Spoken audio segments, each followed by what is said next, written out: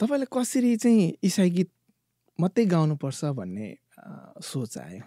हुन त अब तपाईँ यति राम्रो गीत गाउनुहुन्थ्यो होइन? हजुर हजुर सायद अफर त तपाईँलाई अरूले पनि गरेको होला होइन? हजुर तर तपाईँलाई चाहिँ कसरी चाहिँ म चाहिँ ख्रिस्टको निम्ति मात्रै गाउनुपर्छ भन्ने त्यो एउटा सोच आयो? एकदमै राम्रो प्रश्न गर्नुभयो है।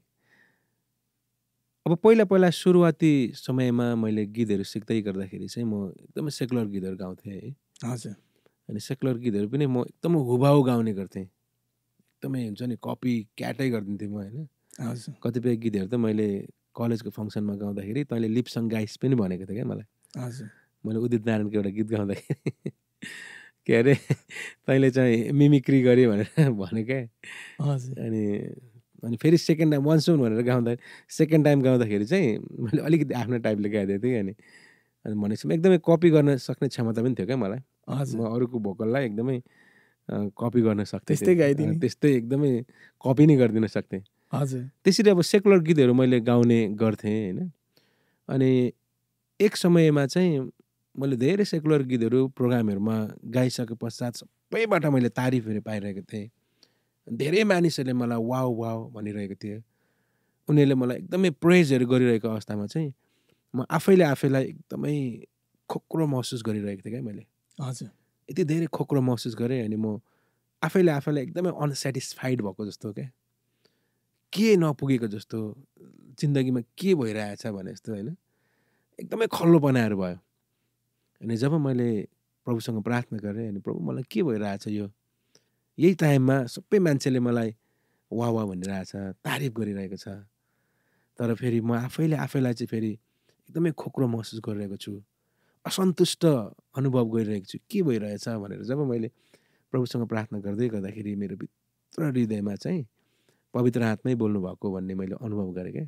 हजुर। मेरो इनर विटनेसमा पवित्र आत्माको आवाज जस्तो मैले अनुभव गरेँ। अनि त्यतिखेर मेरो भित्रबाट एउटा यस्तो आवाज गुन्जियो क्या। हजुर।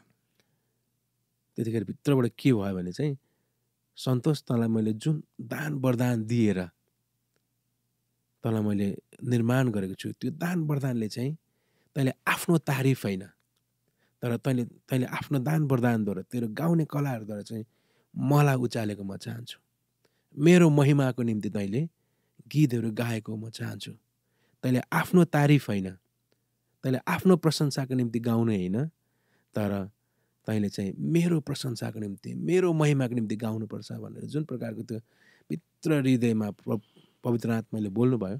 हजुर। अनि त्यस पश्चात त्यही दिन मैले पश्चाताप गरेर प्रभुसँग भने प्रभु मलाई क्षमा गर्नुहोस्। आजको दिनबाट मेरो ओठहरूबाट, मेरो जति पनि कम्पोजिसनहरूबाट म तपाईँलाई आदर हुने गीतहरू गाउनेछु, तपाईँलाई महिमा हुने गीतहरू गाउनेछु। तर मैले प्रभुलाई भने प्रभु तर तपाईँले चाहिँ मलाई भरपुर प्रयोग गर्नुपर्छ।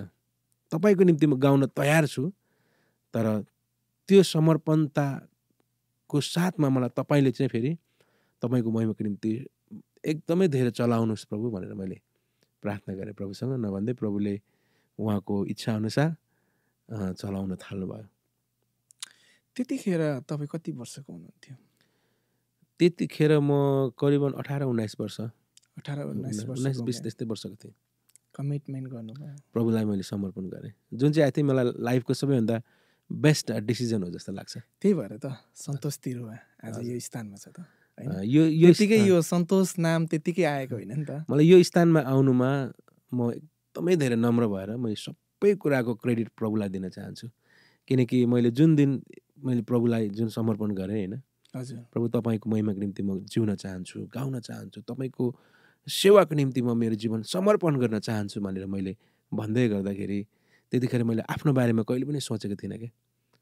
हजुर म उचालिन्छु होला, मेरो नाम प्रचलित हुन्छ होला, सबैले मेरो नाम सुन्छन् होला भन्ने मेरोमा अलिकति पनि शर्त थिएन। तर मैले प्रभुलाई के भने म आजको दिनबाट मेरो नामको खातिर होइन तर तपाईँको महिमाको खातिर जिउनेछु। आमेन। तर मलाई एउटा कुरा के अनुभव गरेँ भने यदि हामी त्यो प्रकारको जेन्युन समर्पण गर्छौँ भने मलाई लाग्छ परमेश्वरले उहाँ सँगसँगै हामीलाई पनि उहाँले उचाल्नु हुँदो रहेछ है। त्यो चाहिँ मैले अनुभव गरेको छु है। हो नि,